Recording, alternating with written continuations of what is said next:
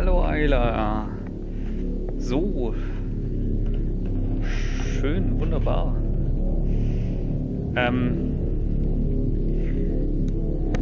Genau. Ich hoffe, ja, doch schön. Allerdings, der Molle kann doch nicht und er hat auch gemeint eigentlich, dass es gar nicht so ganz sein Spiel war. Deshalb habe ich jetzt, also er hat jetzt auch keine Zeit und deshalb habe ich jetzt gedacht, ich streame das jetzt einfach mal weiter, weil sonst vergesse ich nämlich auch, was jetzt eigentlich passiert ist und ich glaube, ich habe auch schon die Hälfte vergessen. Ich hoffe, ihr hattet schöne Weihnachten soweit. Ich bin hier voll in der neuen Konsolengeneration drin. Wir haben nämlich zu Weihnachten tatsächlich sind wir reich beschenkt worden, da wir hier eine japanische PlayStation 2 bekommen haben und eine japanische Super Famicom. Das ist der Super NES. Und eine ganze Menge japanischer Spiele sowie die ganzen Spiele, die ich noch habe, die ich mir aus Japan damals mitgebracht habe. Es müssten so um die 60 Spiele sein insgesamt, alles zusammen, wenn nicht noch mehr. Und für viele ist mein Japanisch einfach zu schlecht, also gerade Xenosaga, falls es ein Begriff ist für manche. Xenosaga würde ich unheimlich gern spielen. Aber, ja genau, ich war sehr brav. Ja, eigentlich ist es ein Hausstand auflösen. Deshalb, wir sind eigentlich, also es ist eigentlich kein richtiges Geschenk, sondern wir haben uns bereit erklärt, auf die Konsolen aufzupassen, sagen wir es mal so. Ja, Xenosaga ist super, das gab es bei uns nämlich in Deutschland gar nicht. Also Xenosaga 1 kam nie raus. Xenosaga kam nur in Japan und in den USA raus. Und die USA-Version, die ist auf den Playstations, die einen Chip eingebaut hatten, auf dem PlayStation 2 damals nicht richtig gelaufen. Das heißt, man musste die in Schwarz-Weiß spielen. Das weiß ich noch, weil Gregor, also ich weiß gerade nicht mehr, wie er hieß, Dunkler Böser Elf oder sowas, Akatobi, bei ihm habe ich das damals gespielt. Und habe gedacht, das ist unheimlich toll, dieses Spiel. Und es erinnert, also es hat so eine ziemliche Star Ocean Atmosphäre. Und genau, also jetzt habe ich auf jeden Fall alle 3 Teile da, beziehungsweise das hatte ich schon vorher, weil die habe ich mir aus Japan mitgebracht. Und genauso habe ich mir Chrono Cross, Chrono Trigger mitgebracht und Legend of Dragoon und Wild Arms 3. Allein diese Spiele sind ungefähr, wenn ich sie in einer Sprache spiele, die ich super verstehe, würde ich sagen 600 Stunden Spielzeit. Hey Molle, bist ja doch da. Dankeschön, dass du vorbeigeschaut hast. Ich bin noch am erzählen, was wir hier mit der neuen Konsolengeneration machen. Ja, das ist eine berechtigte Frage, wann will ich das alles zocken, weil ich habe ja auch noch sehr, sehr viele Spiele offen. Und da sind die 24 noch nicht mal mit reingezählt. Wobei Batman habe ich gestern beendet. Also dieses Telltale-Spiel. Ja, Molle, ich wünsche dir ganz extrem viel Spaß bei Kenshin. Kenshin ist einer meiner Lieblings-Anime-Serien gewesen. Und als ich den Film gesehen habe, habe ich schon gedacht, so, oh Gott, nein, Filmumsetzung von Anime. Aber der ist brutal gut. Das ist meiner Meinung nach die beste Anime-Umsetzung, die ich je gesehen habe. Und der ist auch wahnsinnig gut gedreht. Also gefällt mir wahnsinnig, wahnsinnig gut. Und der zweite Teil ist mein Lieblingsteil.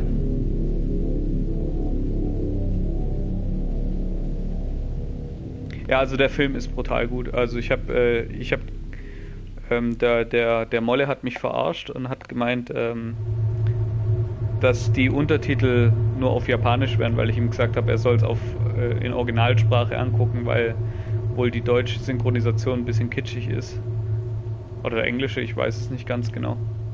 Und dann habe ich gedacht, ich guck mal kurz rein. Nein, natürlich verarschst du mich nie, Molle. Und habe ich gedacht, ich guck mal kurz rein und dann saß ich wieder da mit feuchten Augen und habe den ganzen Film durchgeguckt. Und ich finde, das Emotionsrad bei denen ist schon unheimlich gut gemacht. Und vor allem, wenn man ein bisschen mit der japanischen Kultur ein kleines bisschen verankert ist, dann ergibt doch einiges sehr viel Sinn da drin, auch was für uns Deutsche manchmal schwer nachvollziehbar ist. Also ich weiß nicht, manch einer würde das vielleicht als kitschig abtun, aber ich finde es ist sehr, sehr gut gemacht und sehr, sehr gut nachvollziehbar auch. Die Charaktere sind teilweise ein bisschen überzeichnet, aber das darf es auch sein. Denke ich, es ist ja nach wie vor immer noch eine Anime-Umsetzung. Aber immer noch glaubwürdig. Und wenn ihr jemals nach Japan geht, dann könnt ihr mal ins Edo Wonderland gehen, nach Nikko. Das ist nördlich von Tokio.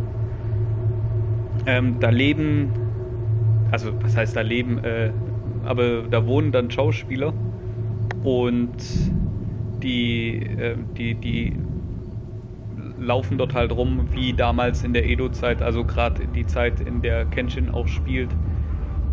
Und die reden auch alle so. Die reden so wie in dem Film. Und da gibt es dann auch Wegelagerer, die stehen da rum, die quatschen einen an, wollen Geld oder tun halt so, als wenn sie Geld wollen. Also die kriegen natürlich kein Geld oder verlangen kein Geld, sondern die sagen halt so, ja, machen einen halt so ein bisschen an, so ja, pass ein bisschen auf dich auf, so nach dem Motto.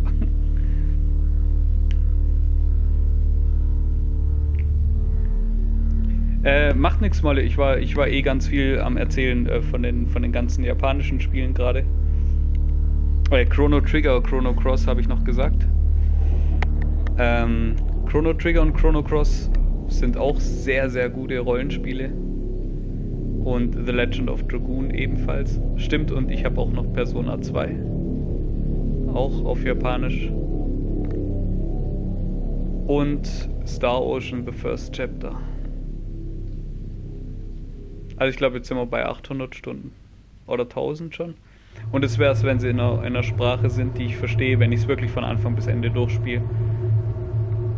Aber da es eine Sprache ist, die ich nicht so gut verstehe und teilweise halt mit einem Wörterbuch da sitzen muss und Kanji suchen muss, glaube ich, werde ich mit einem Spiel wahrscheinlich nie fertig. Aber mal gucken, die Hoffnung stirbt zuletzt, dass ich mein Japanisch noch weiter ausbaue, dass es irgendwann mal noch besser wird und dass ich das noch besser verstehe. Aber mein Kanji-Wissen muss definitiv noch besser werden. Ich könnte mir beim Übersetzen helfen lassen, wenn meine Frau nicht dauernd Menduksai sagen würde. Menduksai heißt sowas wie, oh, ist das anstrengend, oh, ist das ermüdend. Kein Bock. Also spätestens nach dem zweiten Satz hat sie nicht mehr so viel Lust.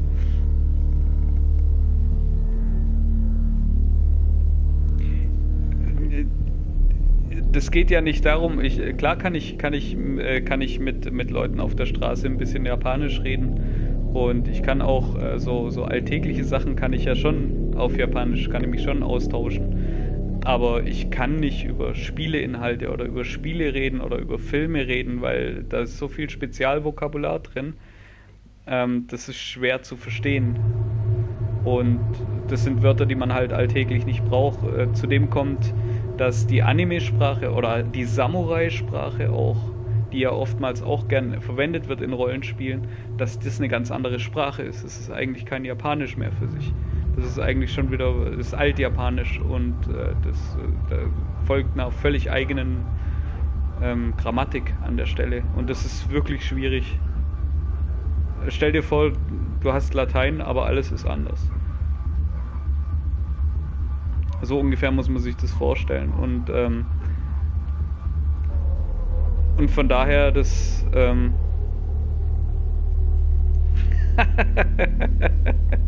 uns, da warst du auch mit drin. Sie hat eigentlich nur gesagt, dass sie gerne noch mal 20 Jahre jünger wäre. Mehr hat sie nicht gesagt. Zu ihrem Arbeitskollegen damals in Japan. Gut, aber ich würde sagen,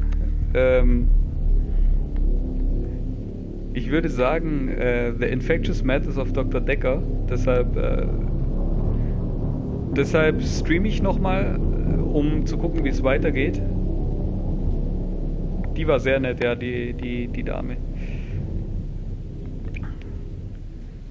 Am Bahnhof in Shikoku. Ja. In Oboke Yasuki. Ich glaube, das heißt Großwandern-Gefahr oder sowas. Ja, viel Spaß bei Rurouni Kenshin und bei uns jetzt viel Spaß mit der Fortsetzung von The Infectious Madness of Dr. Dekker. Midnight each day. On Valentine's night. Time as you know it freezes. 20 minutes past 10. Keep up, Doctor. Thinks we're going to smother her in her sleep. I'm a grave digger, Doctor. I was at home. David is my husband. All on my lonesome. Stabbed him with a steak knife. Nothing changes. I'm a qualified angel of death. When I'm dancing, You get this day over and over. Hilda. I black out. I don't think she's got long. And Laurie just... Naked on the beach. Hannah. Is that it for today? David hunts, I can change my skin. then skins. Dr. Dekker dated his patients. I had a hot date. We went out for drinks. I took photos of Jessica. Dr. Dekker did On phone Valentine's Day. and ask me for Nathan's number. There was a girl there. Am I wrong to keep the locket? I'm allowed to talk to her, aren't He I? was preoccupied with finding Photographs. patterns. Rocking chair. I haven't been back to the beach since, I had a bit of a shaky loop incident. where I find something I set fire beautiful in the sea. to Hannah's clothes in the garden. I dug the grave. I wish I'd said goodbye. Dr. Dekker cursed me. It didn't weigh enough to have a body in it.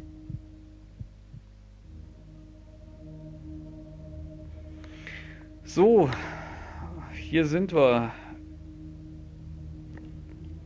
Ich glaube, wenn ich mich recht erinnere, ganz viel Dinge sind am 14. Februar passiert.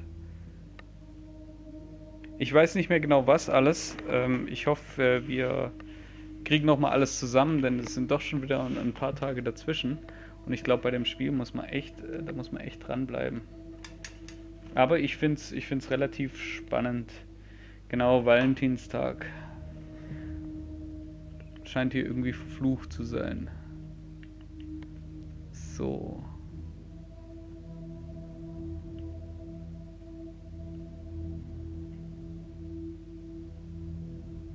Ah, das ist ein neuer hier. Nathan. Mariana. Elin. Fangen wir mal mit Claire an. Hey, Sabishi Tenchi.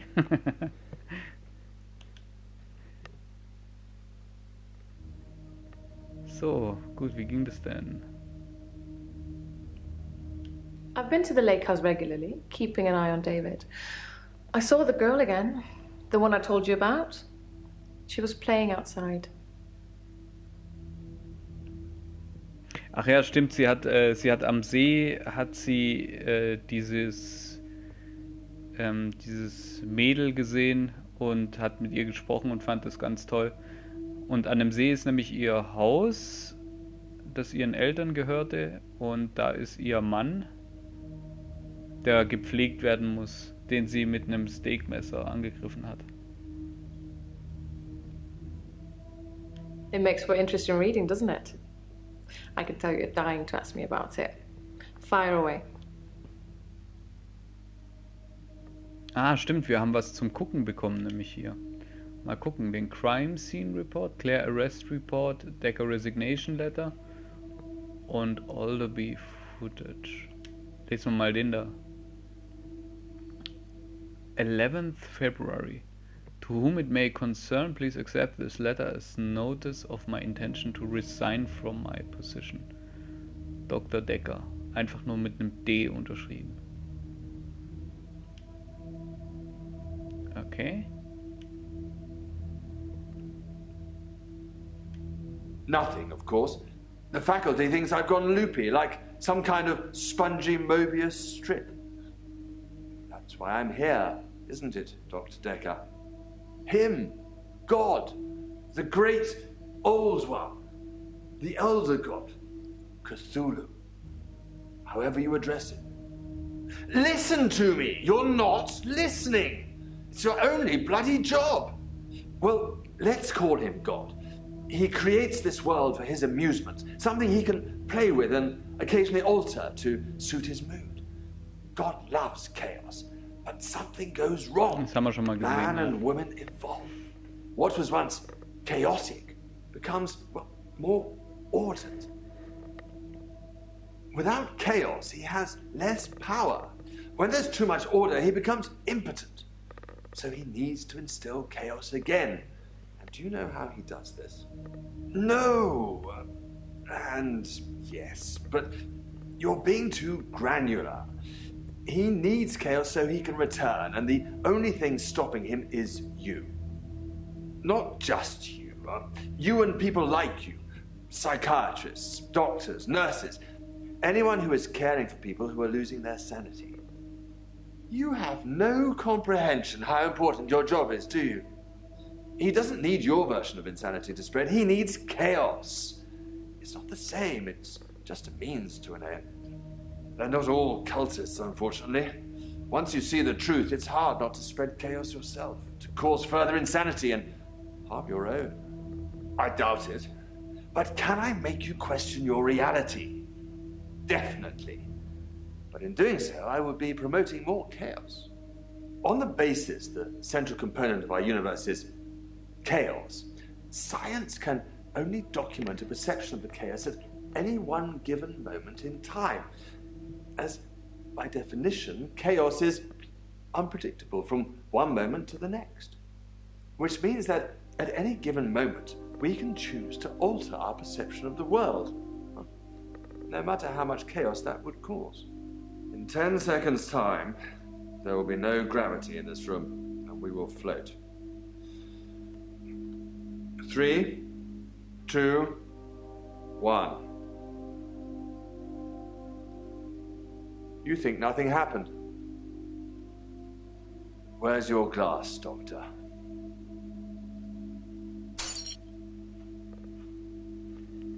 Ja, ich erinnere mich, apropos Cthulhu, ich habe vor ein paar Tagen einen Film gesehen, der mal beim Weird Wednesday bei uns im Kino gelaufen ist. Damals, als Kinos noch geöffnet waren und normal besucht werden konnten. Und der heißt The Endless. Und der ist auf Amazon Prime. Guter Cthulhu-Film. Nicht unbedingt gruselig oder Horror, aber Cthulhu halt und ziemlich cool gemacht. Hat mir ziemlich gefallen. Kleine Empfehlung von mir. So, dann schauen wir uns mal den Arrest Report an.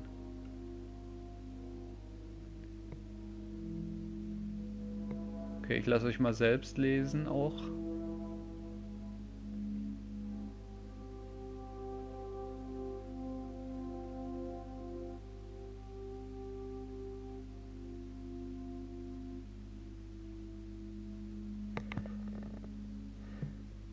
Okay, ich versuche es vielleicht ein bisschen zusammenzufassen. Also, die Nachbarn haben sich gemeldet. Und als sie geklopft haben, hat niemand geöffnet. Sind sie selber reingegangen, haben die Tür eingerissen oder sind eingebrochen. Und eine Frau, die neben einem Mann liegt, sitzt, der liegt.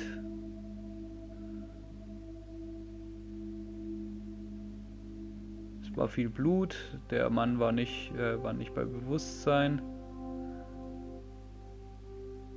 Und überall war halt Blut. Ne? Und ein Steak-Knife, das irgendwo rumlag.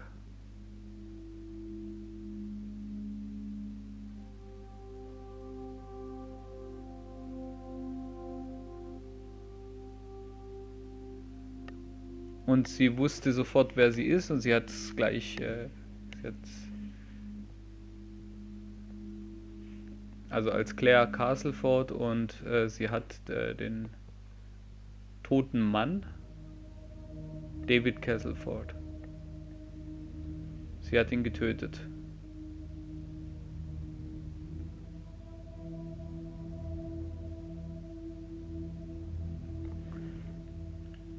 Gibt's keinen Teil 2?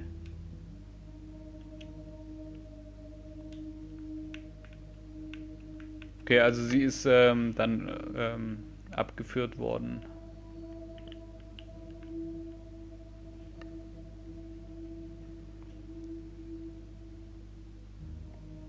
Weil sie als Mörderin unter Verdacht des Mordes stand. Okay, mal gucken, ob wir dazu was fragen können. That's what it says. I can see you're confused. The police say that David is dead, fatally wounded when I stabbed him. The coroner says that David is dead. Everyone says that David is dead. There was even a funeral. But I know he's alive. Okay. Das ist dann wohl der Knackpunkt. Gucken wir noch den Crime Scene Report an.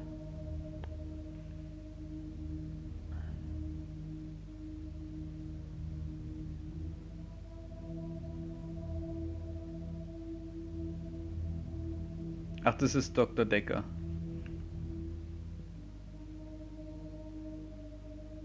Eine Chest Wound.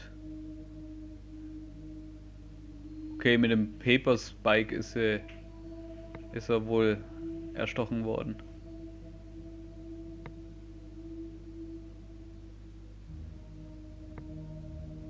Zwischen 8:30 Uhr und 10:30 Uhr PM.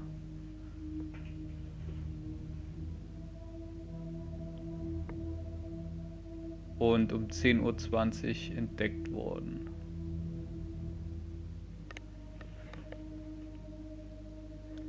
Okay.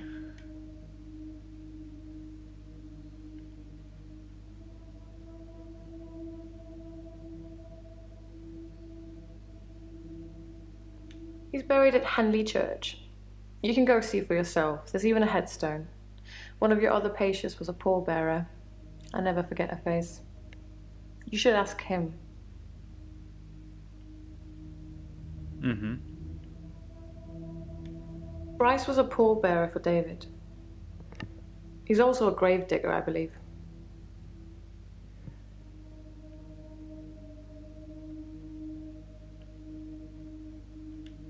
Smuggling a body out of a funeral can be difficult, unless you pay the right people. Okay. Mhm. David wanted to have a talk about our relationship. Not something any married person wants to hear. He said he'd been with Iris for about a year and that he loved her. He said he didn't love me anymore, which I know is a lie. You don't just fall out of love with somebody. I reacted badly. I grabbed the nearest weapon I could find, which happened to be the steak knife, and stabbed him with it. There was so much blood. I instantly regretted it. So I fixed him. It was about a week later. I brought David back to life. Not with voodoo, not with virginal sacrifice. I just willed it to happen, and it did. Dr. Dekker told me it was possible, but only if you're not buried. He says once you're in the ground, there's no coming back. But until then, you have a chance at resurrection. Mhm. Klingt logisch. Yes, resurrection. But now that I've seen the results, I don't think there's anything holy about it. I think reanimation is more an accurate term. Like, I'm an evil necromancer raising things from the dead.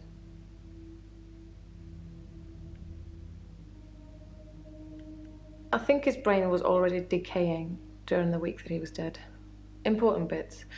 So when I brought him back to life, I didn't heal him completely. Just gave him life in the state he was in. I mean, he's hunting and killing things and trying to roast them on fires he can only light with matches, but that's about it. He's your basic Neanderthal. So I have a problem. Definitiv. I'm being charged with murder because the police don't know he's still alive, and I can't get David to vouch for me for obvious reasons.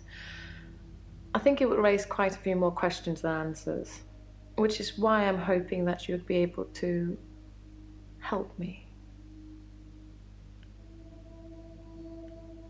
Considering the circumstances, I'd be grateful if you could see your way to declaring me temporarily insane at the time of the murder, to lessen my sentence. Because I'm not a killer, but I can't prove otherwise. You don't still think I'm a killer, do you, Doctor?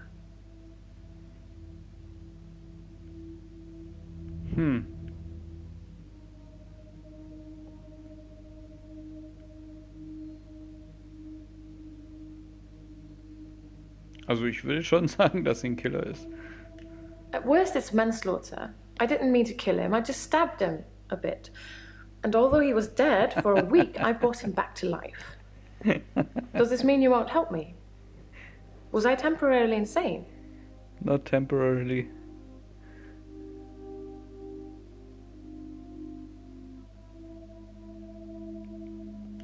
A paper spike is an odd thing to use as a weapon. I suppose if it went directly into the heart, it might work. Or through his eye, or perhaps through the ear into his brain. Or was it just a frenzied, bloody mess of a murder?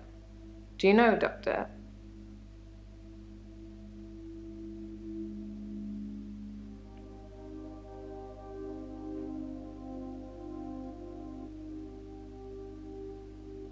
I'm going to pretend that I didn't hear that. Let's have a few more sessions before you seal our fates. Or is it that you want something else? Like Dr. Dekker did. Dr. Dekker teased me mercilessly about my eligibility. He didn't believe I'd reanimated David. Once he presented me with a dead mouse and commanded me to give it life again. I didn't, of course. It's not something I'd throw around lightly. He changed his mind about me eventually. And then he mentioned the girl.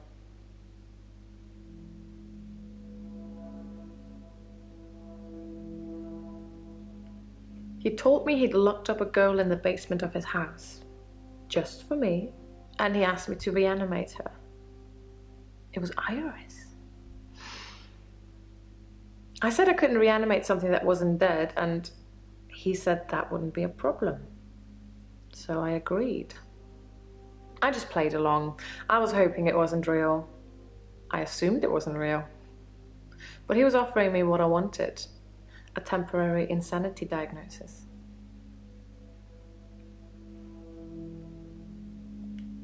It didn't happen. Dr. Dekker called me from his house to cancel. He was furious. He said that Iris had escaped and he blamed me for it. He said that I must have set her free after he told me about her. I knew it was all lies anyways. He was obviously titillating himself by reprimanding me. He knew I'd never want to speak to Iris again, so I couldn't prove it either way. Dr. Dekker asked if I could prove David wasn't dead, so I took him to the lake house. He saw that I was telling the truth. I can take you to see him too, if you like. Would you like to see David, Doctor?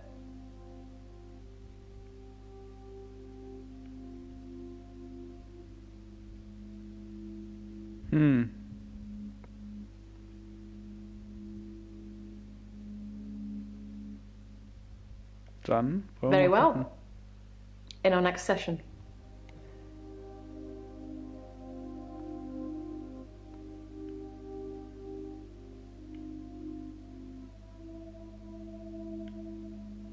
How astute, Doctor. Yes, I did say I hadn't seen Dr. Dekker outside of our sessions. That wasn't a lie. Our trip to the lake house was made during a session. Okay, das heißt, das machen wir vielleicht auch. I didn't speak to her this time. Something about her made me feel uneasy. I just watched her from the bedroom window. She'd caught a Creepy. fish. She was holding it in her hands.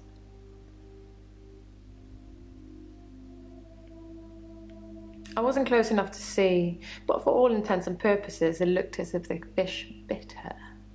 1, 2, 3, 4, 5. Once I caught a fish alive.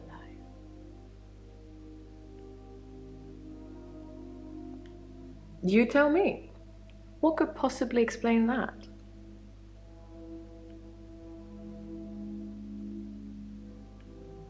Since I brought him back, I felt that there was something different about him, something not quite right.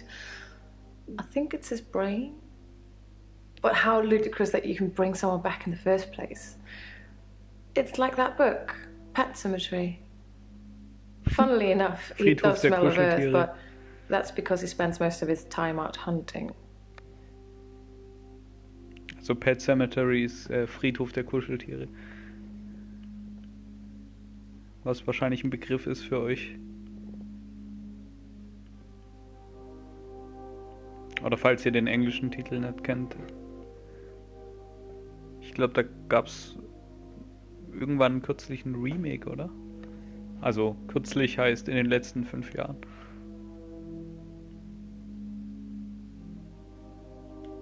I assure you, David is not a ghost. I've touched him.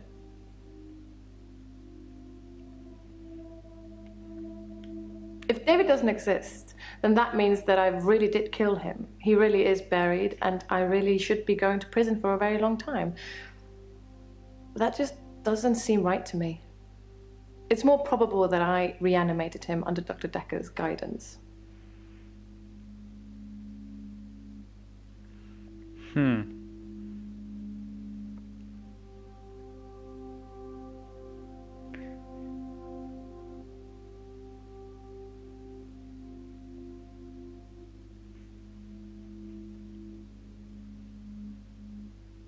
Den kennen wir noch gar nicht, ne?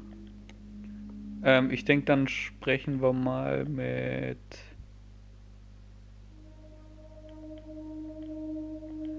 Bryce. Hello, Doctor. I've been thinking about our last session, and I just wanted you to know that I'm not a bad person. I know taking naked photographs is wrong, but you don't know what it's like until you face the same temptation. I'm assuming you don't know what it's like. Do you have an extra hour, Doctor? Thank God for that. There's someone else in my hour. A hooded figure, watching me and following me. I followed it too.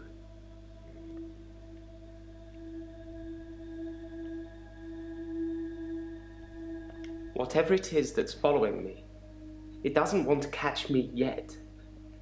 If I move towards it, it runs away. And when I follow it past temptations. A bar brawl, an open till, an open bedroom window. Like it's testing me.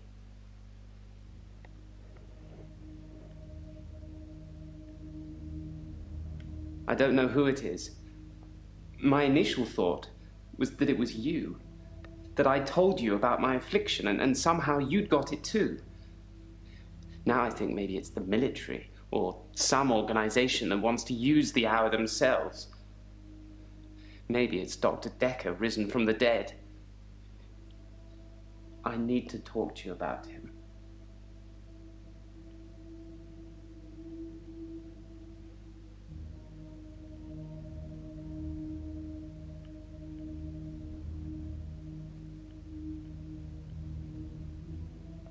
I'm surprised I haven't been approached earlier. I mean, my skills in the military. Special ops would be a breeze, wouldn't it? Waltz in past everyone during the midnight hour, get whatever you want, and return to friendly soil. It also makes me think that they might already know all of that, and that they want to get rid of me in case I tell anyone else. Would you do something for me if they get me?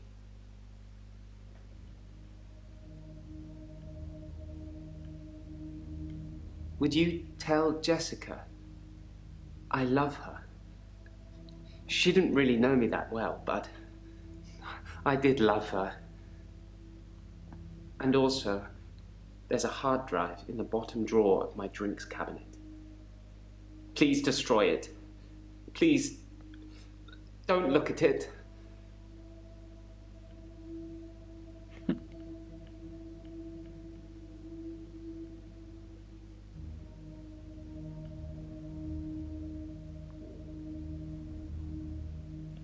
I split the brawl up.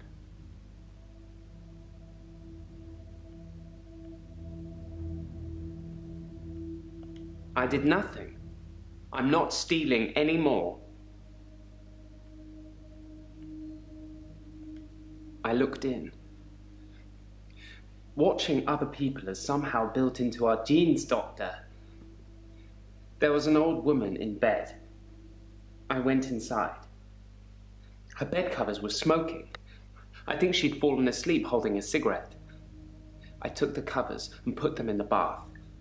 She'd have died otherwise. And no, I didn't take any pictures.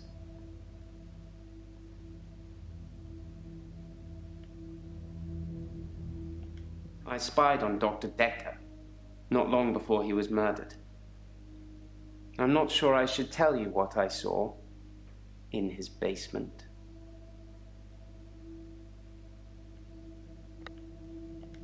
I'd been feeling uneasy with Dr. Dekker for some time. I mentioned how he'd changed before, so I began spying on him at home.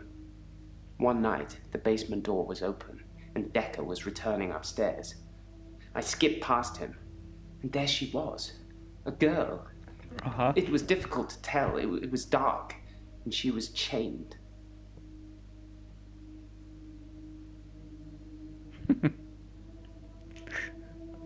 I removed the chains, dressed her, and sat her in the police station.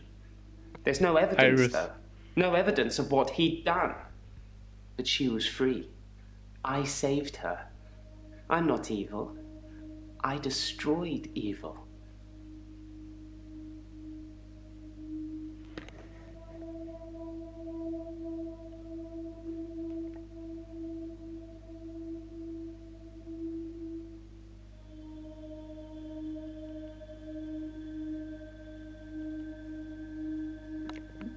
Ja, das ist ziemlich cool gemacht eigentlich. Okay, also er sagt, er hat die Frau befreit und die andere hat gesagt, Iris wäre im Keller gefangen gewesen vom Dr. Dekker.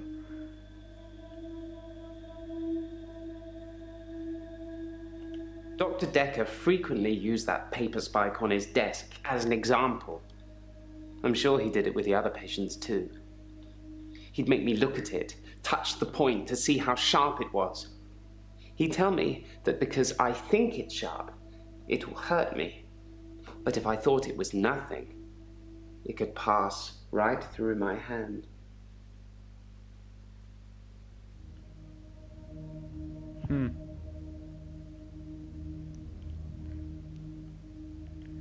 Mich würde interessieren,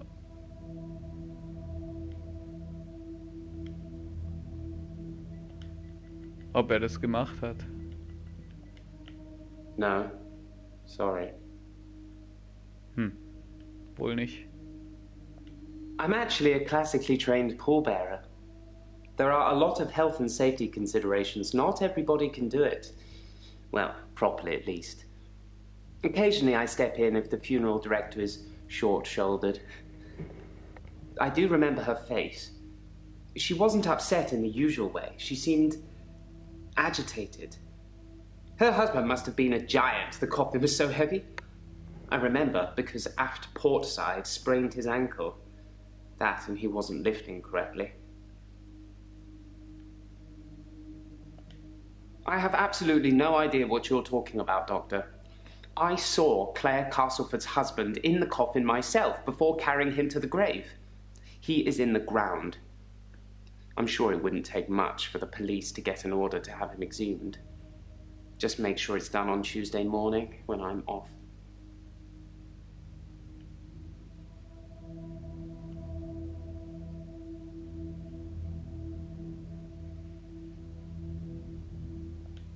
I find using nautical terms to describe the position of pallbearers fitting. Plus, most of them are 3 sheets to the wind. You know, drunk.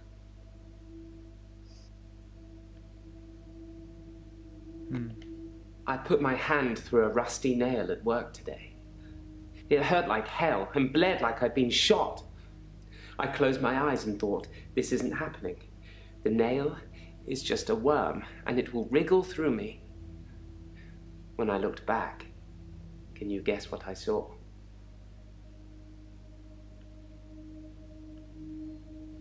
When I looked back at my hand, it was healed. Look, see? My hand had healed. The nail had become a worm and was wriggling in my palm. It was like a little miracle, like magic.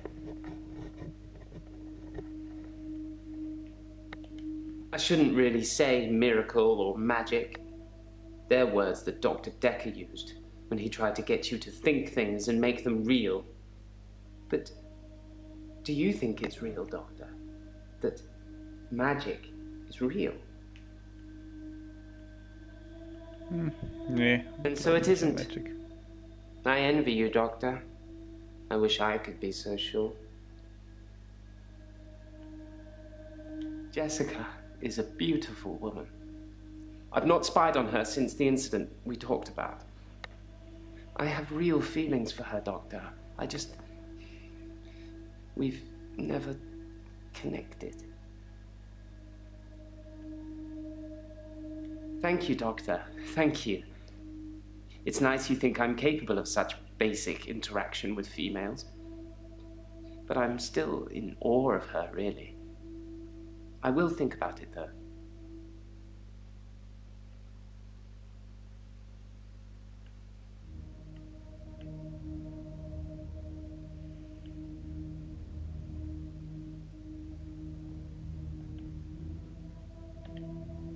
So, ich glaube, also die zwei, die sind irgendwie miteinander verbunden, also der Bryce und die Claire.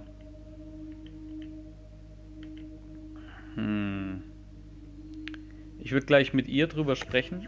Ich muss allerdings mal ganz kurz für kleine Patienten. Bin gleich wieder da.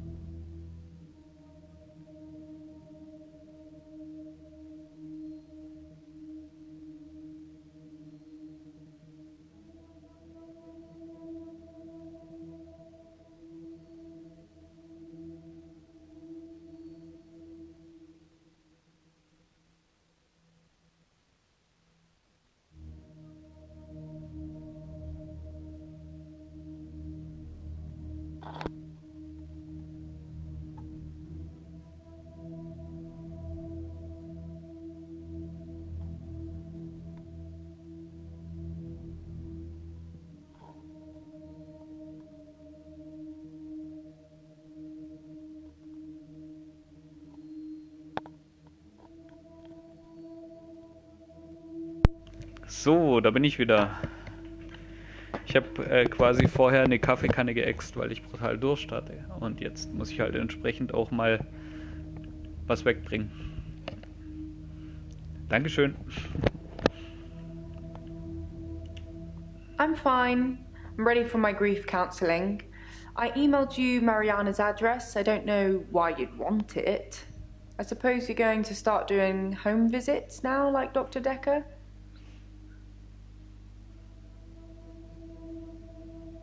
Doctor, if you don't want it, don't text me and ask for it. It's all right. I don't mind doing menial tasks for you. Someone has to do them.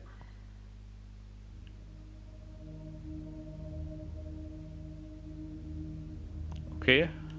Yes, Dr. Dekker started doing home visits for Mariana. He said she couldn't concentrate properly in his office. I hope you're not thinking of doing the same thing. I need you right where I can see you.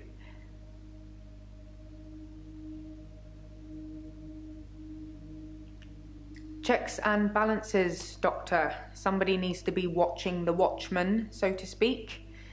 Make sure you're helping, not hindering.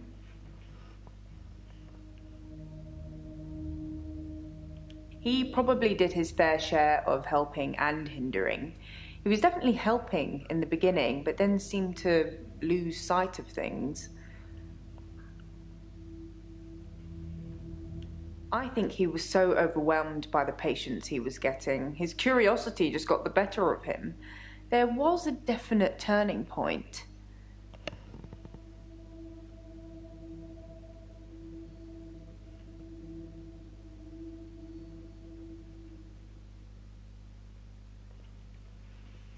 Ich glaube, du hast nicht viel verpasst, außer dass ich Marianas Adresse bekommen habe. Anscheinend habe ich danach gefragt.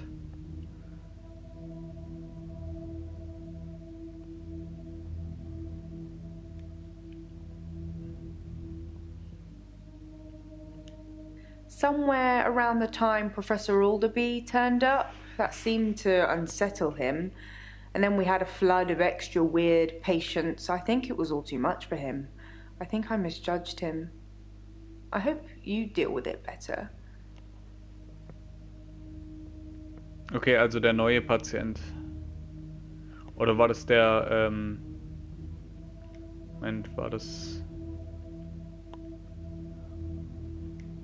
Moment, ich muss mal nochmal... Somewhere around the time Professor Alderby turned up. Okay, Professor Alderby. Das ist der, der hier das Glas schweben lassen konnte. Oder so hat's den Anschein. Wir wissen das noch nicht. Wir können auch mal zu Mariana springen.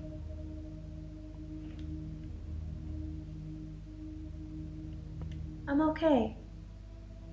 Thanks for asking. It's rent day, and I always feel a little blue on rent day.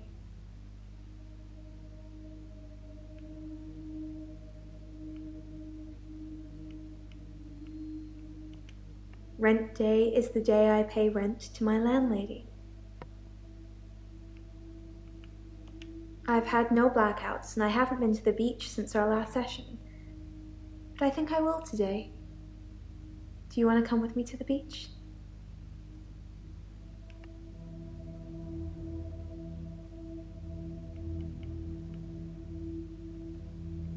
Okay, ich glaube, gehen wir mal zurück zur Jaja und machen mal sie mal kurz fertig. Also nicht fertig machen, sondern kurz mit ihr drüber sprechen. Also ich glaube nicht, dass wir wissen, ob ich nach der Adresse gefragt habe, aber scheinbar haben wir es von unserem, kam die Nachricht von unserem Telefon, dass wir die Adresse haben wollen. So, was war denn mit I Ben think that's nochmal? all settled now. We are agreeing to pay Ben £5,000 and he's agreeing not to say anything about what he saw.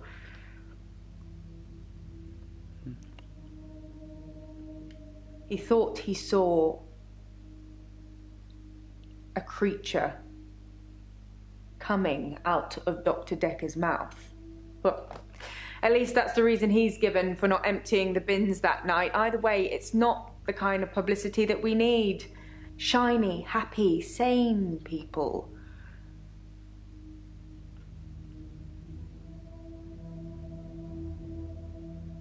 Aha.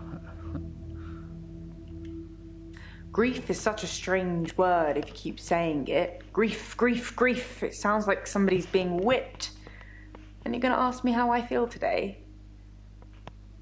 Haben wir schon, oder?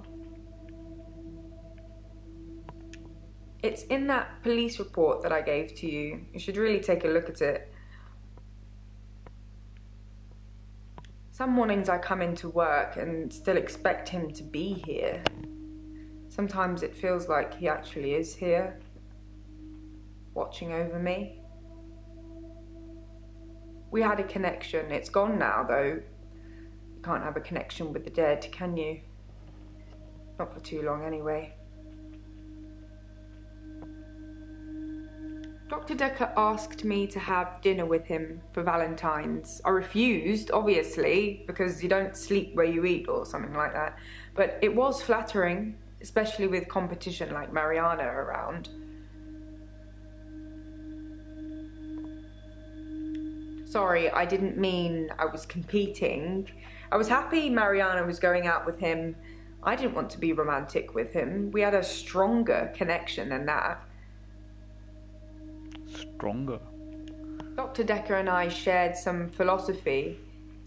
We'd both read The Cult of the Kinetic Mind, and we agreed with a lot of what it said. Have you read that book, Doctor? No.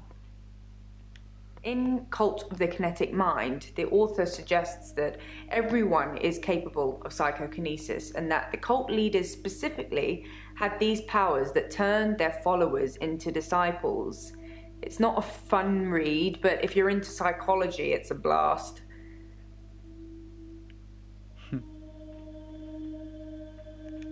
Psychokinesis is the ability to change the physical world without actually touching it, just by using your mind.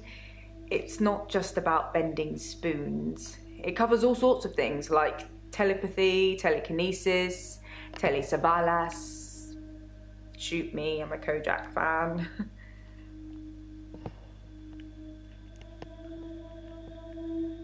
Vermutlich. Ja. Like I said, all those cool things are in Cult of the Kinetic Mind, apart from Kojak, obviously. If you ever get a patient who thinks they can change the world with just their mind, then duck, just in case they can. But seriously, do a whole load of shrinking and make them better. Whether you believe in psychokinesis or not, you'll need to figure out your approach with those that do.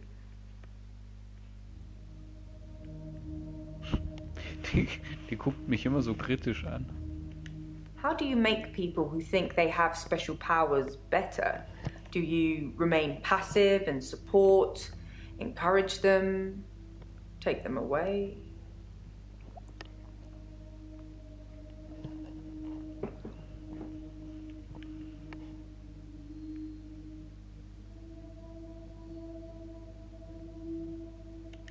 Things could escalate. Building trust is one thing, but at what cost? No, not at all in my experience. Dr. Dekker had an unusual number of patients who claimed psychokinesis. Either he'd been specifically looking for them or someone had been sending them. Ich muss aber echt sagen, ich finde, die Charaktere sind echt gut gespielt. Also, man nimmt es denen schon ab.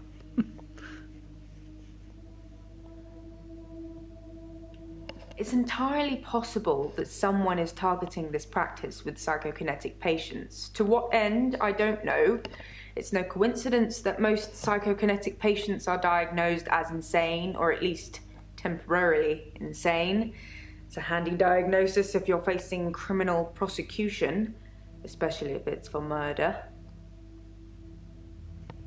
Aha.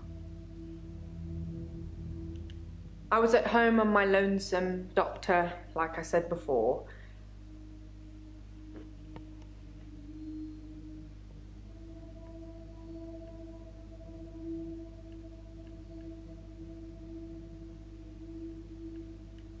I didn't really speak to Nathan that much at all, but I have this strange feeling that I know him really well. I can't quite put my finger on it.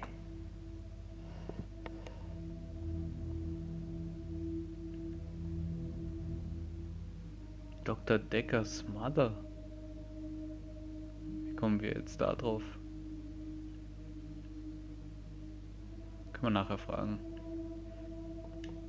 Oops, that was a strange thing to say, wasn't it? Whipped. Am I all whips and chains in the bedroom or dominant in the boardroom? Don't answer that, it's not a question. It's early days for a harassment suit yet, what with Ben's nervous shock already.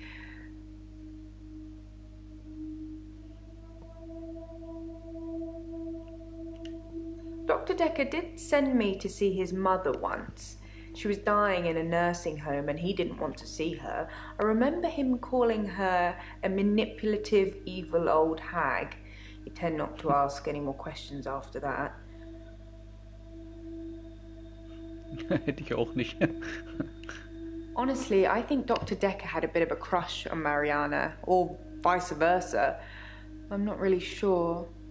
There's some footage from their home sessions if you want to see them.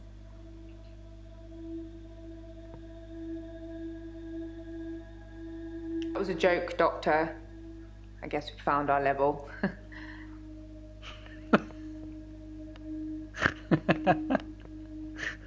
Toll, ich habe gedacht, gibt vielleicht Aufschluss darüber, was sie gemacht haben.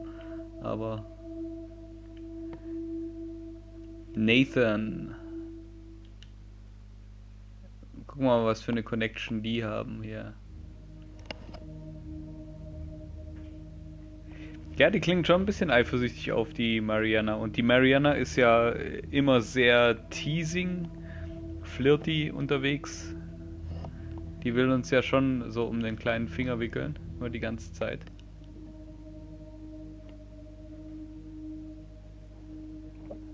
Wer war Hannah nochmal? Frag mal erstmal, wie I es burned the photos of Hannah. It didn't work. I suppose because the loss was superficial. The next thing I burned was the rocking chair. That worked. Ah. I've been getting rid of her stuff ever since. There was a day when I attacked a Salvation Army bin, but I gave in. Hannah war seine Freundin oder Verlobte. Die Liebe seines Lebens, wie er es beschreibt. Die im Auto gestorben ist. Bei einem Autounfall. Und aus irgendeinem Grund erlebt er immer eine erlebt er den gleichen Tag immer und immer und immer wieder. Bis irgendwann mal der nächste Tag kommt und dann erlebt er den immer und immer wieder. Und er hat, glaube ich, letztes Mal Klamotten verbrannt von ihr. Und gestern hat er Fotos verbrannt und da hat es aber nichts gebracht. Bei den Klamotten, die er verbrannt hat, hat es was gebracht und er konnte den nächsten Tag erleben.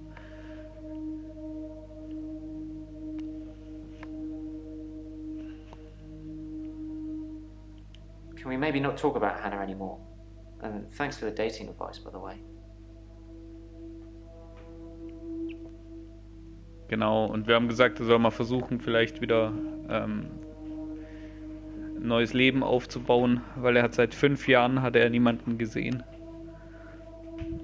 I signed up for a dating website. It's a bit easy, to be honest. If I message something they don't like, I change it when the day replays. It's not very honest. Was macht er? I signed up for a dating website. It's a bit easy, to be honest. If I message something they don't like, I change it when the day replays. It's not very honest. Ah, okay. Da er den Tag ja mehrfach erlebt, kann er jedes Mal neu versuchen, die anzuschreiben. Auf andere Art und Weisen.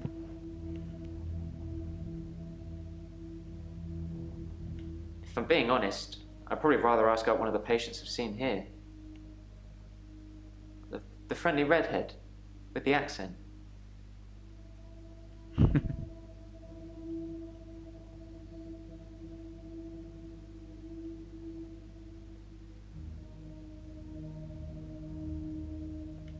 I've told you all I know about Dr. Dekker. He started out good, then turned a bit crazy towards the end.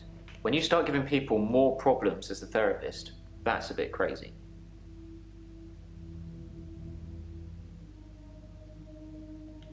I started out with depression. Now I seem to repeat days.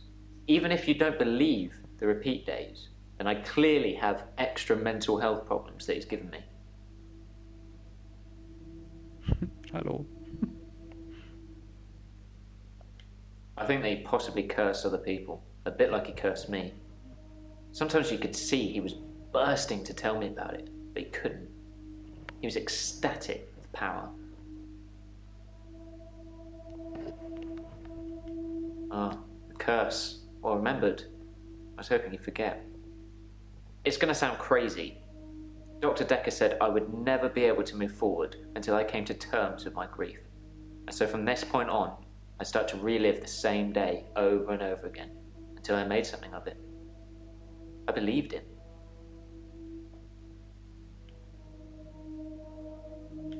I didn't want to believe him. I remember I said, you can't just say things and they happen. He laughed and laughed. I think he was going mad. He said he'd give me a demonstration. He held his hand outstretched and told me to look at the flame. There was no flame, and then there was. He was holding a flame in his hand that had come out of nowhere. And he tried to hypnotize me to make me forget it.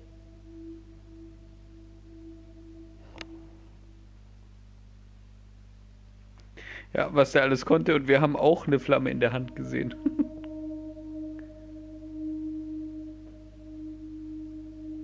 I didn't forget seeing the flame. He wanted me to forget it all, but I didn't. For whatever reason, he couldn't undo what he'd done. I was scared. I pretended like the hypnosis had worked.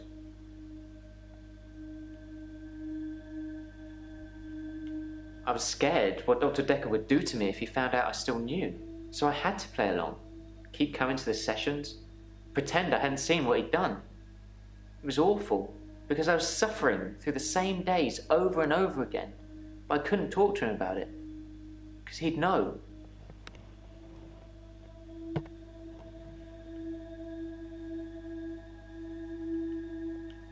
He'd become bored of me, so I got much of my insight from calls or messages he'd take during our sessions. I think because he hypnotized me, he didn't want to play with me anymore, so I got basic therapist.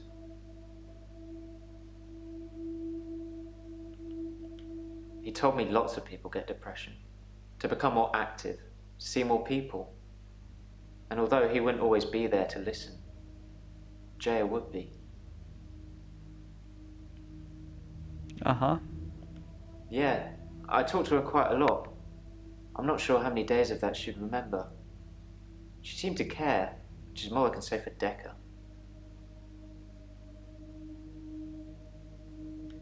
I accidentally put Hannah's diary into a Salvation Army donation bin. They're like huge post boxes with a circular tray that makes sure things spill to the bottom. I tried to get in to get it back, but I gave up. I read the last few weeks of Hannah's diary a while ago. I must have accidentally dropped in some clothes for the Salvation Army bin. It's funny, because I wasn't going to read it. She said she'd fallen out of love with me, that she was going to break off the engagement, that she didn't love me anymore. I regretted it. I regretted that I mourned for Hannah so long. I regret the grief. I regret all the days I slept through because of it. Had I known she didn't love me anymore, things would have been different. I'm a bit angry now. If I had that day over again, I may just still pull out in front of the driver.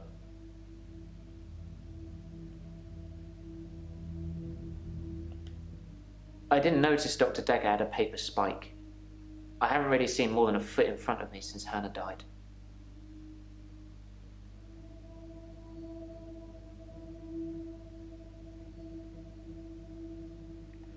Das machen wir nicht.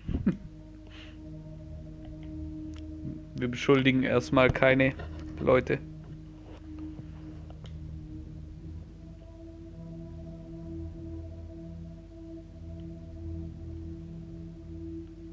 Also sie hat uns eingeladen, mit zum Beach zu kommen. Doctor, I think you're getting a little anxious. If you ever wanted to visit the beach, you can just turn up. It's not mine.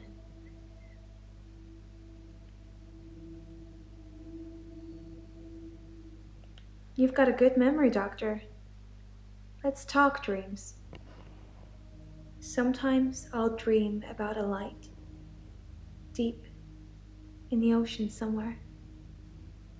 I head towards it because it's warm and glowing, like a beacon. And when I'm at the bottom, it's the most beautiful thing. Like a welcoming sun. Like I'm home. And then I wake up.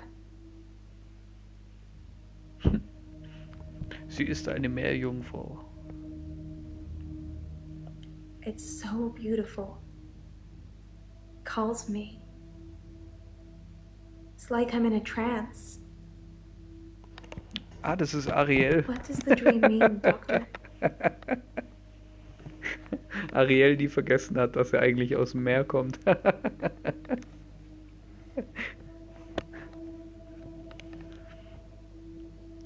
Und jetzt irgendwo bei einem Therapeuten ist.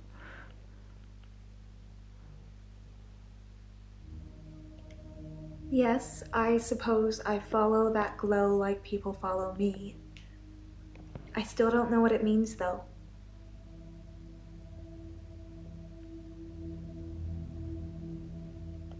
Dr. Dekker used to put my checks on that thing.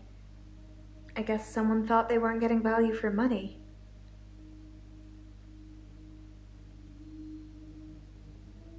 I actually don't have a lot of money. Sometimes a therapy check would bounce, but Dr. Dekker would be okay with it. Oh, my checks are fine, though, don't worry. So. I'm not broke. Men buy me drinks at bars, though. Sometimes I'll get away with not paying at restaurants. Isn't that how it is for everybody? I mainly like drive-thrus. I don't like crowds, and I find it difficult to stay in the same place for too long. I guess I'm a fidget. Was ist ein Fidget? Muss ich mal kurz nachgucken.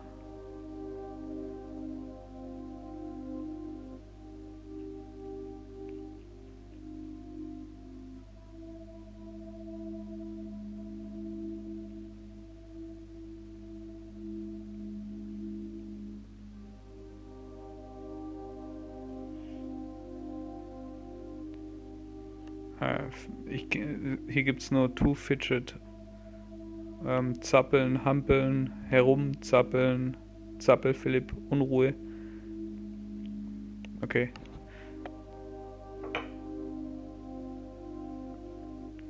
Ja, hebelig aufgedreht, genau.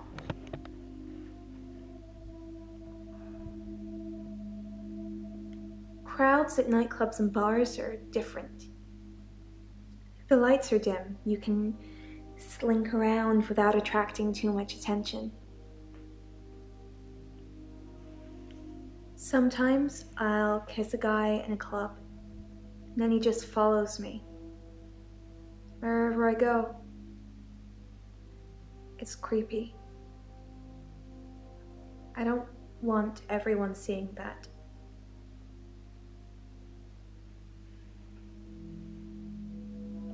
They follow me wherever I go.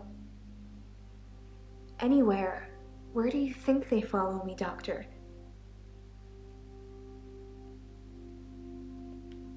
It depends where they follow me. If they follow me home, they bang on the door for an hour or so, then leave. Other places, they just disappear. I don't see them again.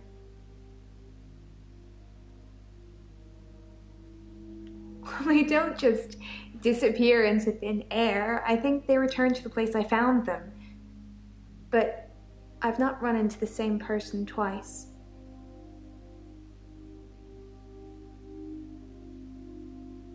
Hm.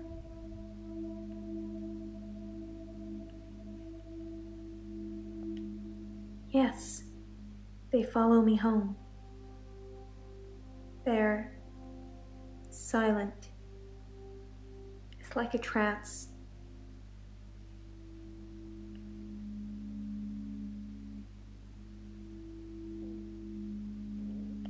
Yes, doctor, sometimes they follow me to the beach, and the next thing I remember, I'm blacked out. And naked.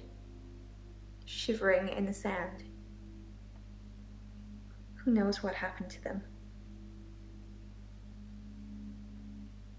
Who knows what happened to her? Würde ich sagen, eher an der Stelle.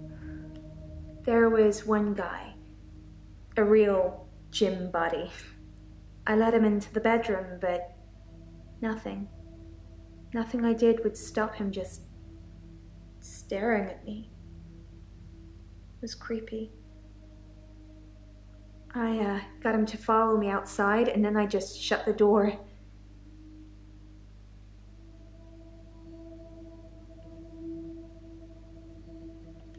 It's just good manners to accept when someone offers to buy you a drink.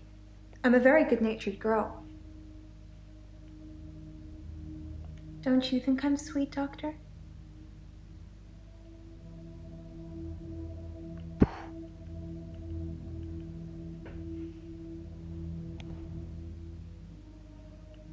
Na gut, lassen wir uns mal teasen. I think you're falling for me, Doctor. Don't let that get in the way of helping me.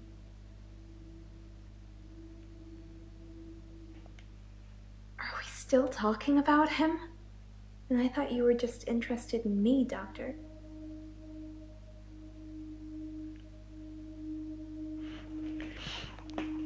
Also irgendwie, die wird ja die ganze Zeit verfolgt von irgendwelchen Leuten. Das ist irgendwie, und die sind wohl nicht wirklich da. Dr. Dekker suggested home visits. I think he was probably checking up on his investment. You're not thinking of doing home visits, are you, Doctor?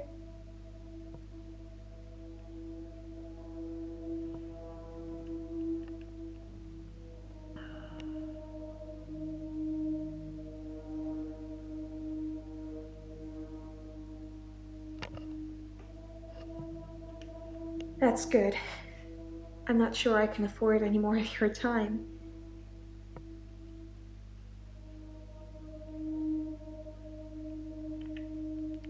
So. I'm fine. Work's fine. Hilda's fading fast. Terry's Terry. Oh, you'd be pleased to know I don't have the locket anymore. I gave it back. All of it. Every single keepsake.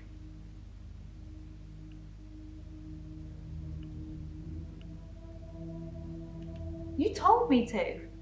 Well, not in so many words, but you said I shouldn't have kept them.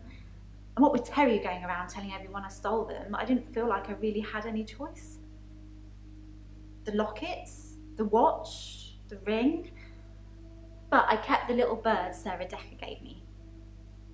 I wasn't supposed to mention her. Oh. Dr. Dekker's mother. She was one of my first patients, but she died a while ago.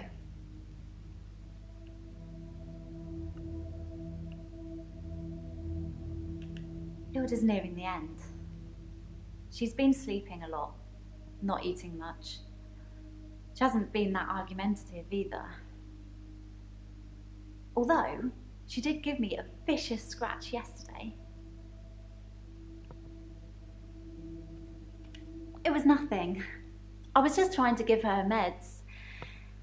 It's hard, you know? I'm trying to help her, but she keeps fighting me. It'll be better after she's seen her daughter. I've decided I'm going to do it tonight. Gute Nacht, She Sabishi hasn't got Tenchi. much time left. Kurze Frage, bevor du gehst. Interessiert dich das Spiel?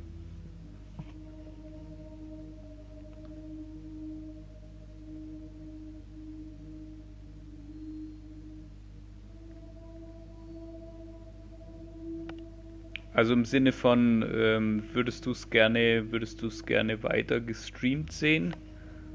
Dann können wir auch den nächsten Break machen.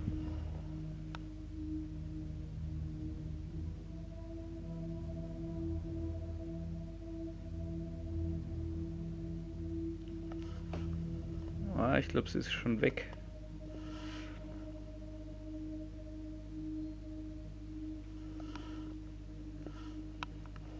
Also, aber mal zurück, was meinst du mit der...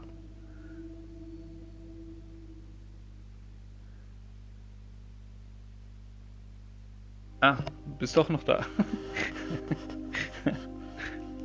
Ja, wir können einen Break machen, dann machen wir ein andermal weiter.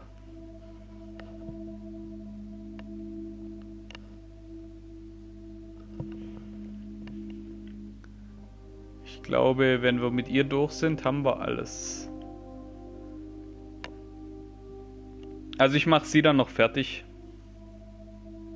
Genau. Was meintest du mit der Frage, Ayla? Ob das alles Patienten von ihr sind?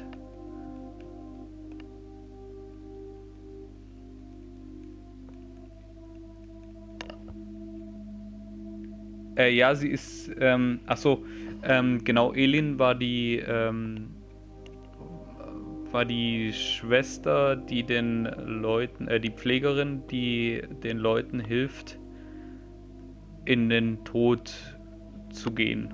Also sie hat halt sterbende Patienten bei sich und sie hat da gesagt, sie hält ihre Hand und tut so, als wenn sie jemand von den Verstorbenen, von den Leuten, von den Angehörigen von den Leuten ist, die jetzt sterben. Also dass sie quasi so tut, als wäre sie die Tochter oder so tut, als wäre sie der Sohn. Und somit hilft sie den Patienten ins Totenreich überzugehen. So hat sie es formuliert, glaube ich. Und dafür hat sie immer kleine Geschenke bekommen von den Leuten. Also die haben, das hat sie nicht nur in dem Moment gemacht, wo sie gestorben sind, sondern immer wieder halt. Und dann hat sie halt einen Ring bekommen.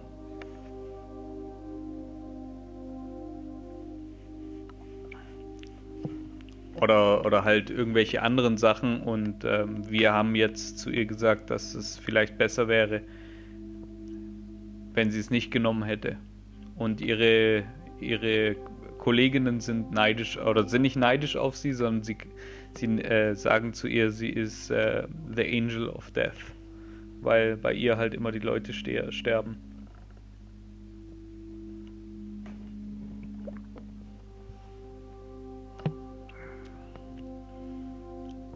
Also, Sabishi, falls du gerade noch da bist, ich mache nur noch die Elin fertig und dann machen wir an einem anderen Tag weiter. Vielleicht morgen, ich weiß es noch nicht. Terry seems to have backed down Ihre since I Kollegin? gave the keepsakes back. Actually, it doesn't seem like she's been very well. Not her usual self. Maybe she's got a bug or something. Bug?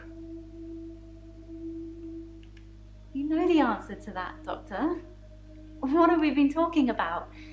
What can I do for Hilda that will make it all better?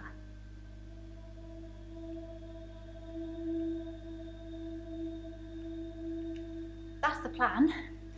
I know, it sounds unbelievable, like I'm making it up. I wish I could prove it to you somehow. We could try shifting now. Think of someone you really love. It might help if you close your eyes. Are you thinking of them? Can you picture them? Okay, hold on.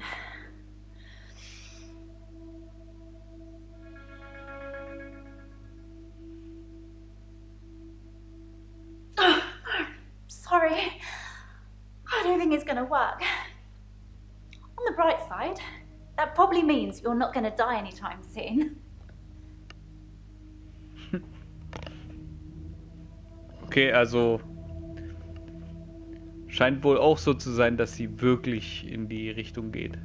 Oder wir werden langsam verrückt. Das kann natürlich auch sein. It's tricky. I mean, I'll sound exactly like Hilda's daughter, but I try and keep it vague because I don't become her. I don't know what she would really say. I say things like, it's okay, don't be scared, I love you, Mum, or I love you, Dad. But it doesn't really matter what their relationship's like because it's not really them. I always do the Disney version. The best, most loving version. That's what my patients want to hear. And maybe Alles deep klar, down so they beschrieben. know it's not the truth, but it's got to be better than the reality.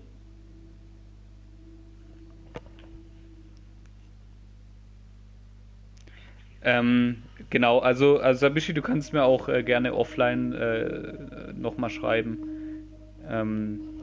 Vor allem Feedback darüber, welche Spiele euch interessieren, welche ihr gerne weitersehen wollt. Die dürft ihr mir gerne schreiben. Also ihr dürft auch in die oh, kriege ich das Wort hin? Suggestion Box reinschreiben, wenn ihr wollt, oder mir halt direkt persönlich. Aber in diesem Sinne mal gute Nacht, Sabishi. Wir sind hier ja eh gleich durch. Does it really matter if it isn't the truth? Isn't it worth it if it brings them peace? Tell me honestly, Doctor, do you really think that what I'm doing is wrong?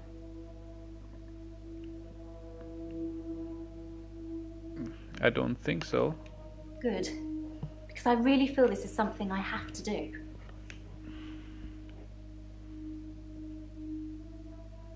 Allerdings weiß ich nicht, ob wir ihr jetzt helfen, noch ein bisschen verrückter zu werden.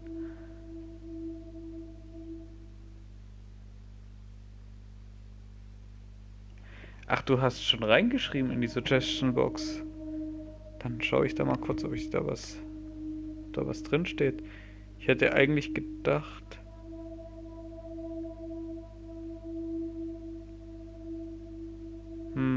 Da steht nothing yet. Also es hat wohl nicht geklappt mit der Suggestion Box. Also in dem Fall vielleicht persönlich. Also Batman habe ich leider schon durch. It's true then. I'd heard Dr. Dekker was stabbed, but I didn't know for sure. It's weird that whoever did it would choose the paper spike.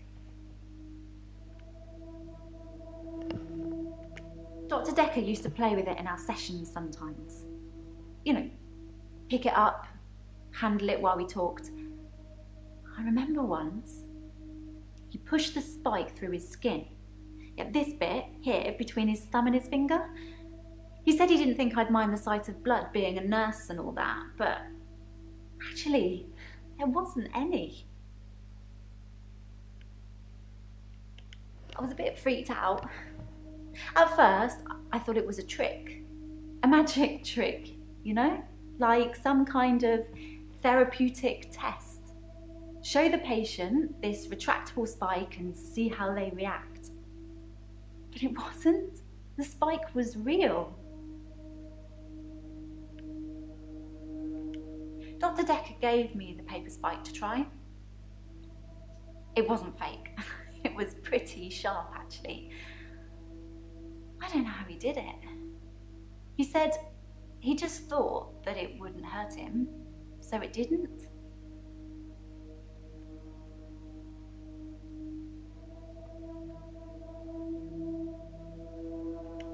As far as I know, it only works on people who are close to death. That's the whole point of it. I have to hold their hand, and they have to think of the person, and they have to be near death. And those seem to be the 3 criteria. It just makes things complicated, doesn't it? I knew Dr. Dekker's mother before I started seeing Dr. Dekker. She's dead, and now he's dead. I'm sure you're going to have a field day with it. Yeah, that's the reason I came to see him. I knew she was dying, but he refused to talk to me unless I booked a session, so I did. And well, here we are. I told Dr. Dekker that his mum was dying, that he should see her before it's too late. But he wasn't interested. It wasn't like he hated her, it was just like it wasn't important. He asked me to take care of it for him. He did send his assistant along to see her once. Sorry, your assistant. It was about the second, third session we had. He said he could tell that I was a good person, that I wanted to help people, and that I should think really hard about how I could do that. That's how I discovered shifting.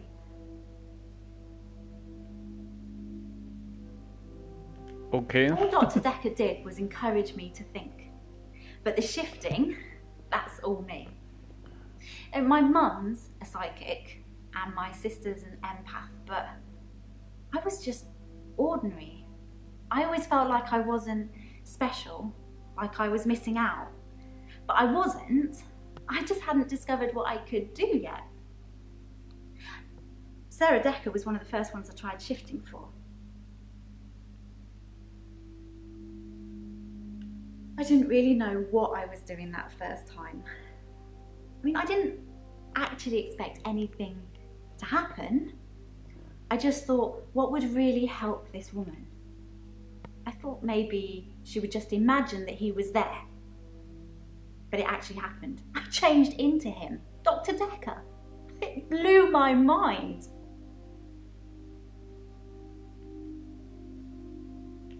My mum's got these spirit guides and they tell her things. Mostly about my love life, it would seem. To tell you the truth, I don't really know what an empath is. I should probably Google it sometime.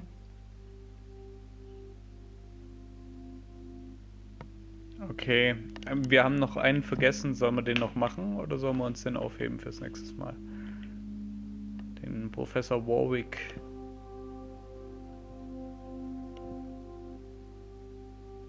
Also wegen mir können wir den noch machen. Ich habe heute 1000 Stunden geschlafen schon.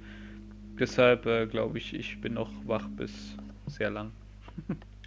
Professor Warwick, I'm a physicist. Where's Dr. Dekker? Is he really? Actually dead? Not a worthy adversary after all, then.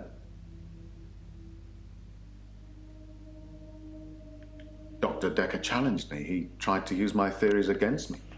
Quantum theories. Do you really want to know? Dekker's eyes used to glaze over whenever we talked about that. He didn't believe in quantum physics. As if it's something that you can optionally believe in. Well, it started with an experiment.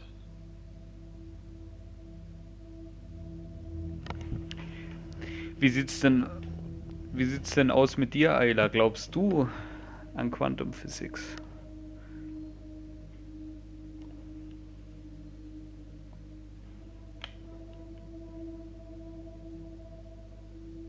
Have you heard of quantum suicide, Doctor?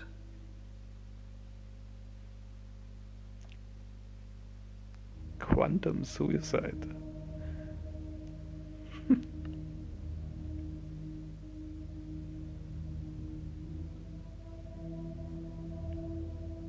Quantum suicide is a thought experiment that tries to explain the many worlds theory. You're looking at me blankly. I can see that you don't understand. I knew you wouldn't. Alternate universes. Essentially, if I were to shoot myself, then in some alternate universe, I'd still be alive. Now imagine if I could actually choose that universe. I'm taking a product off a supermarket shelf. Well, I simply applied that logic to something different.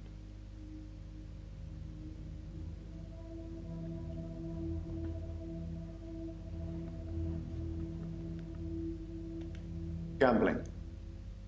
I set up an experiment whereby I would visit a casino and place a very large bet at a roulette table. Now, I would always bet on odd.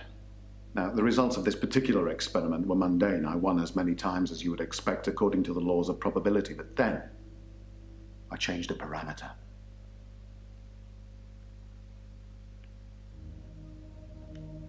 Quantum suicide required a loss of life to make it a realistic thought experiment. So I simply upped the stakes. Now, every time I bet on odd, I would place everything I had on that one spin of the wheel, and it worked. Well, for a while.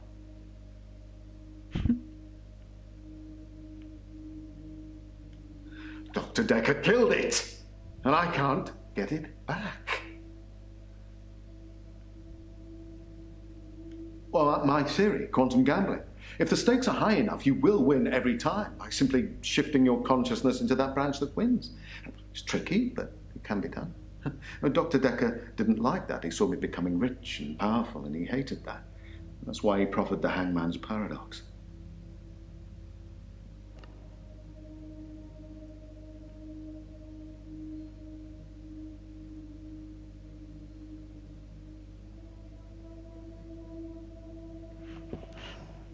Ja, also ich bin interessiert an Quantenphysik. Quantenphysik, nicht Quantum Physics.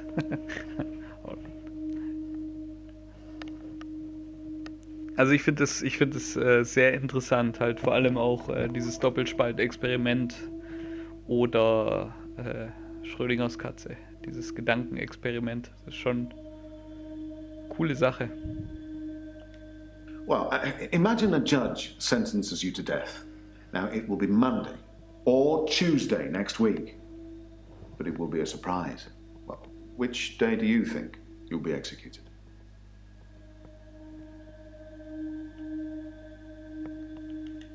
Well, Monday does seem likely, yes. Because if you're still alive on Monday at midnight, then Tuesday won't be a surprise. But if you're sure that it's Monday, then that won't be a surprise either, will it? Dekker tricked me.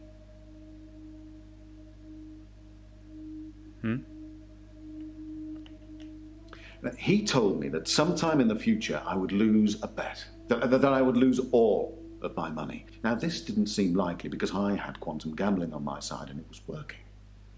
But he unnerved me. He made me doubt myself. And then it happened. Recently, I lost everything that I'd managed to build up since Vanessa left me.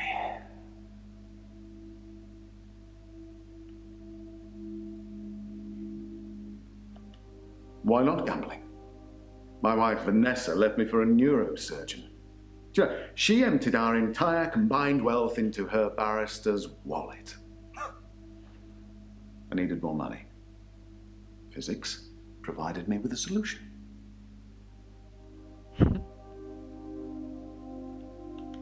Honestly? Well, I think he feared quantum physics. He didn't like things being explained in terms of science. Interessante Frage. Almost as if he'd have preferred chaos. Also, sprechen wir mal ein bisschen mehr We were über married for seine Frau. 14 years, 7 months and 3 days. Vanessa couldn't have children. At least that's what she told me. She grounded me in reality. I'm not complaining. It's probably what I needed.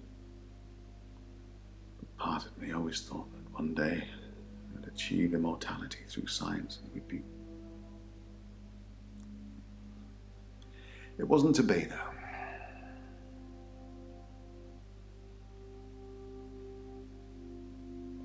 Well, yes, it bothered me, especially now that I find out that she's pregnant. Oh, no, it wasn't a rocket scientist that was required, but a brain surgeon, it seems.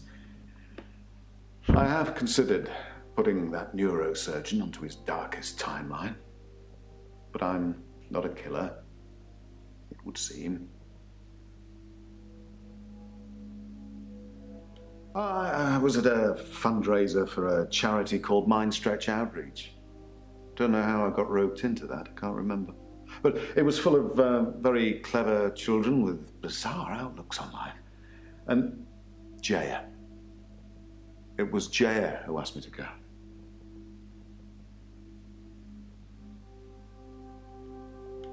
Oh, she's Dr. Dekker's lovely assistant. I imagine she's your lovely assistant now.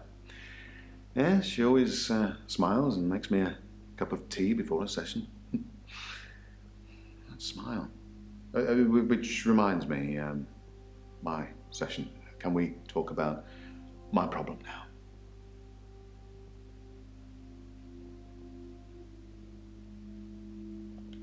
It's full of poor kids with very capable minds. I did give them a talk on quantum tunneling once, and they loved it.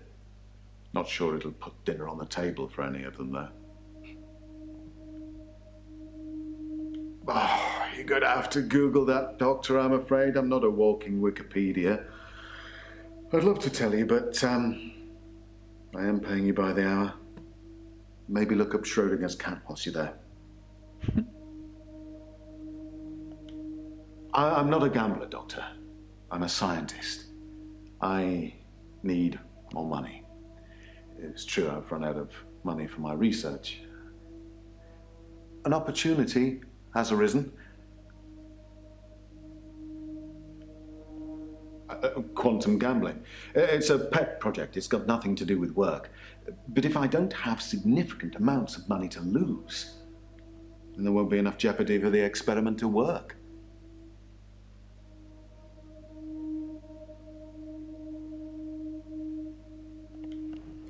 A very wealthy group of individuals have offered to pay me a very large sum of money if I attend their next private soiree. They don't want a talk or anything like that. They want a practical demonstration. They'll pay me £1 million if I can successfully survive 6 rounds of Russian roulette. Now, I am worried because of what Dr. Dekker said, but well, I can't help but thinking that the stakes are so high I can't possibly lose. What do you think, Doctor? Should I take them up on their offer?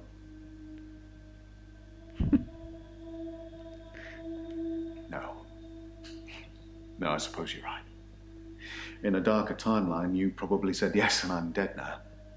I earn good money where I work. How do I stop losing it? I take your point. But I suppose to decide whether to continue gambling or to stop gambling is a gamble within itself, isn't it? Well, my time is up. Will we be having another session or... No, don't answer that. It'll turn you into a gambler like me. Infectious. Isn't it? Infectious. Ach, das ist einfach gegangen jetzt. Okay. Ist ja witzig.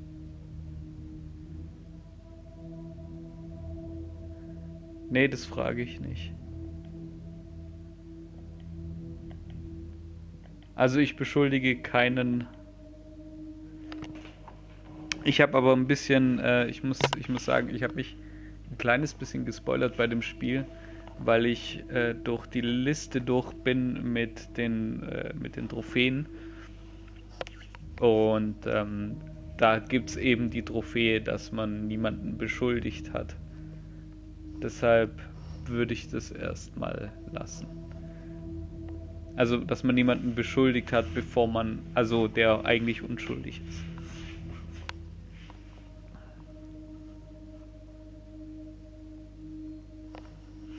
Ja, ich weiß nicht, bisher hat das Spiel uns ja schon suggeriert, dass wir alle Fragen stellen sollen. Außer die Auswahlfragen, wo es immer heißt Ja oder Nein. Oder A, B oder C. Aber hier ist es ja nur diese einzelne.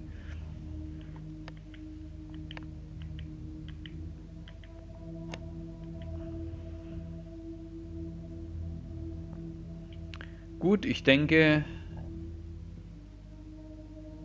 das war's soweit. Next day.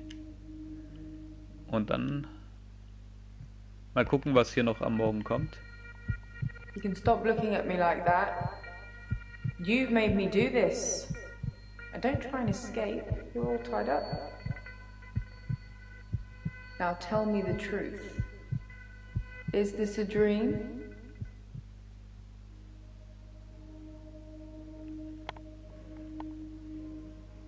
Aha.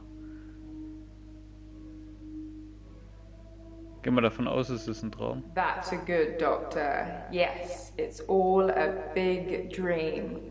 So let's get down to business. Do you believe that people can have kinetic powers? Yes, probably.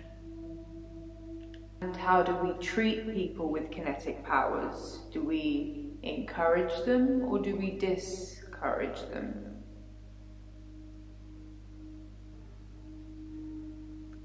Ne. Oh, Doctor, how disappointing. We've been through this already. Encouraging them to use their power just makes them worse. That's what Dr. Dekker did. Look at him now. I thought you were different. Oh, I thought we'd get on, but I'm wrong. Enjoy your sleep, Doctor.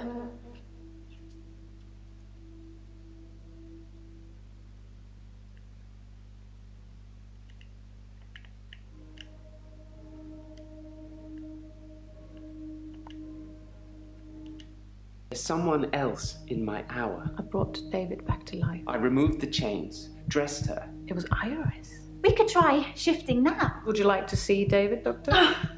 Sorry. We both read The Cult of the Kinetic Mind. I'm not broke. It's no coincidence that most psychokinetic patients are Grateful if you could see your way to declaring me insane, or at least temporarily insane. There was no flame. And then there was. I'll kiss a guy, I pretended like the hypnosis had worked. and then he just follows me Can we maybe not talk about Hannah anymore? wherever I go. It may just still pull out in front of the driver.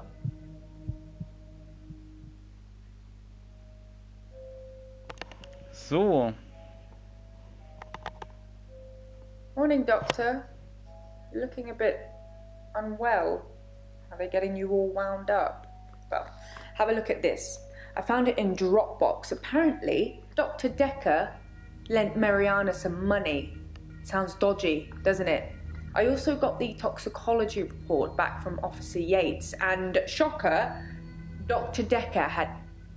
Sorry, you just have to read it. I should have spoiler alert tattooed on my forehead. And can we not do the grief counselling thing today? I'm all sorts of behind on work and I'm getting more stressed out watching it all pile up. If you need anything though, I'm here.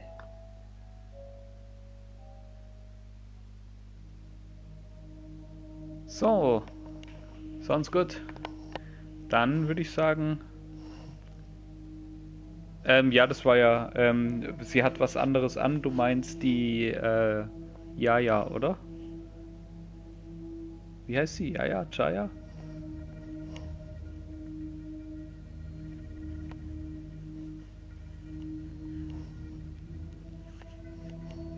Aber vielleicht hat sie ja ihre telekinetischen Kräfte an uns ausprobiert. Oder wir werden einfach verrückt. Was ich die ganze Zeit glaube.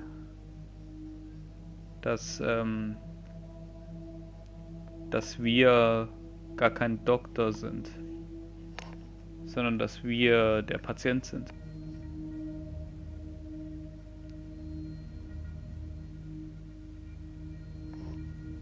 Und das alles nur irgendwie alles Imagination ist. Na, mal schauen.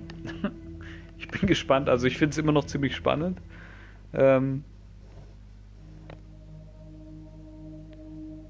Ja, ich würde sagen, da machen wir demnächst weiter, oder?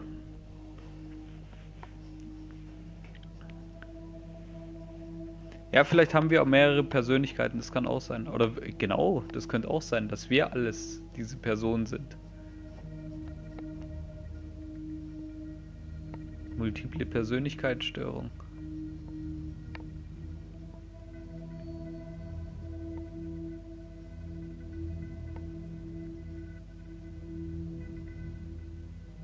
Na, ich bin auf jeden Fall mal gespannt, worauf das weiter rausläuft. Split. Ist es nicht der zweite Teil von Unbreakable? Quasi.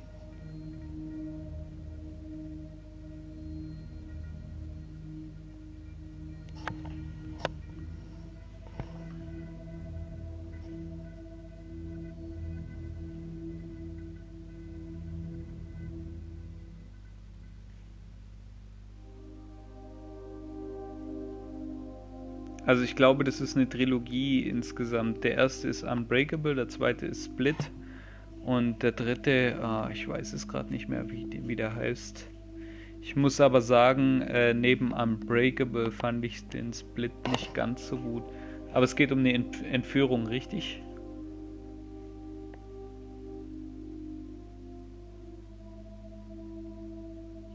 Also ohne jetzt hier was im Stream verspoilern zu wollen. Genau, also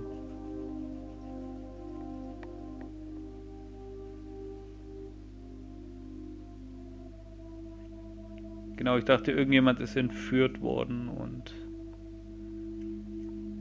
achtet sehr pingelig auf Sauberkeit. Einer der Entführer.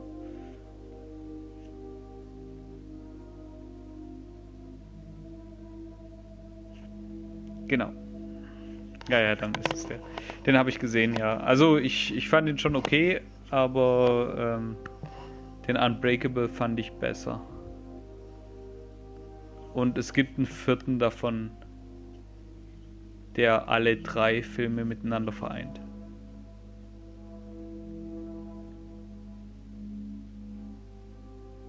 Und den dritten, ich weiß aber nicht mehr, wie der heißt. Aber ich kann dir das auf jeden Fall nochmal sagen. Ich kann nochmal nachforschen, wie der heißt. Und dann schreibe ich dir das. Gut, dann würde ich sagen, an der Stelle machen wir hier dann den Break. Und machen den nächsten Tag dann vielleicht, ich weiß noch nicht genau, morgen, übermorgen, irgendwie sowas.